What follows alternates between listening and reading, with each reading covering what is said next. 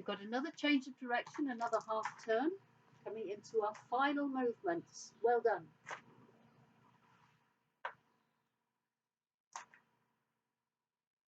You're my 6 o'clock at the moment. So if you're with me, we all should be facing the same way, but obviously you can't see that. So we're going to bring in the left toes and the left hand is coming up like a block. Right arm, right leg in, make a fist. Change them over, take the heel forward, deflect. Like a ward off, but you've got a fist.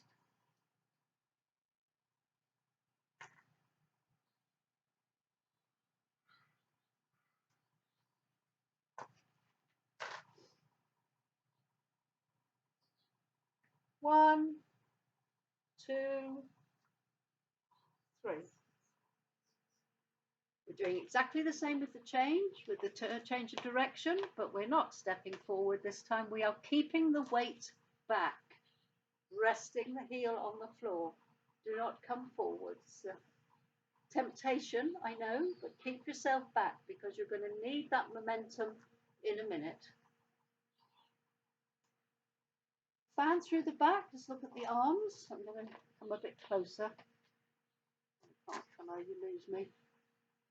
So we're coming up, left, right, fist, left to the table, a bit higher table this time.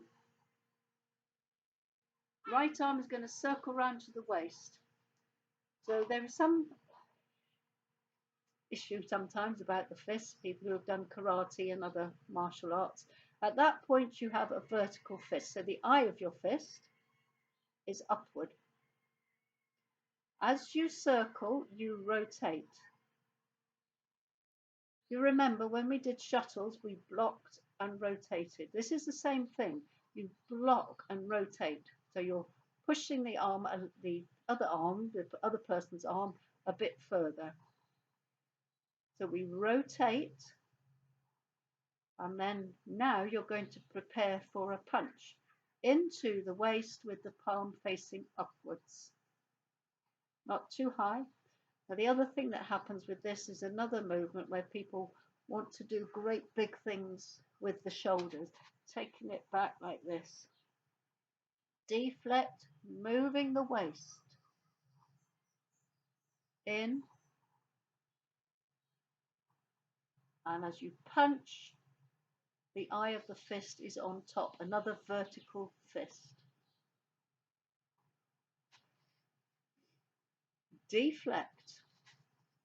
Now, whilst you're doing all this pushing away business, you want to keep yourself protected. So here comes the left arm into your waist, and then you punch past it and keep it fairly close. The heel of my hand is about level with the elbow.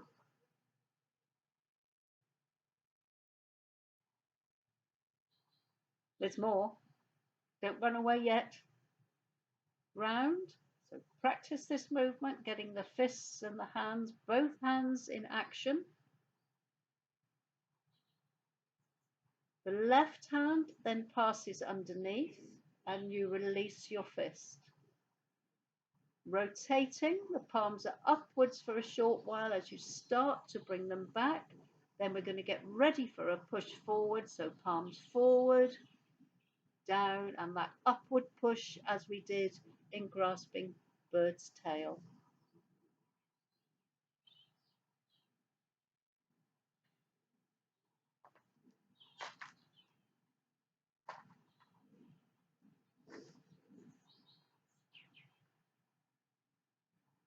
Adjust, close, stay back.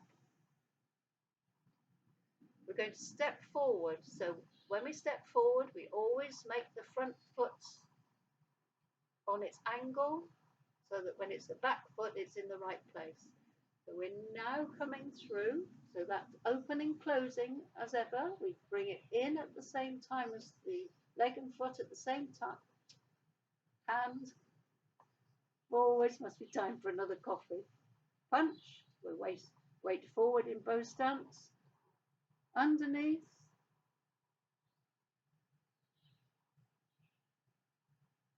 and we're pushing upwards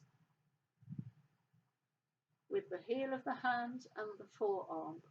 Don't do this with your fingers. This often happens. People do a little thing with your fingers. They get broken. Pushing off the back foot. It's not a bad idea just to do a few of these pushes on their own to get the feel of what we're doing. Slight release in the front toes, pushing off the back foot.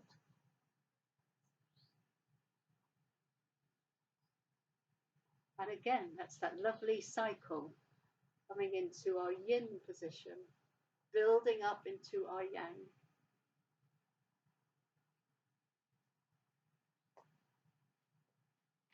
Behind me. Needles.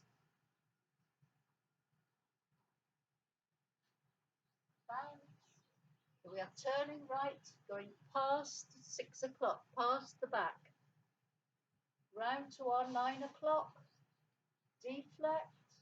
Open. Close. Forwards. Underneath. Back. Drop. And push.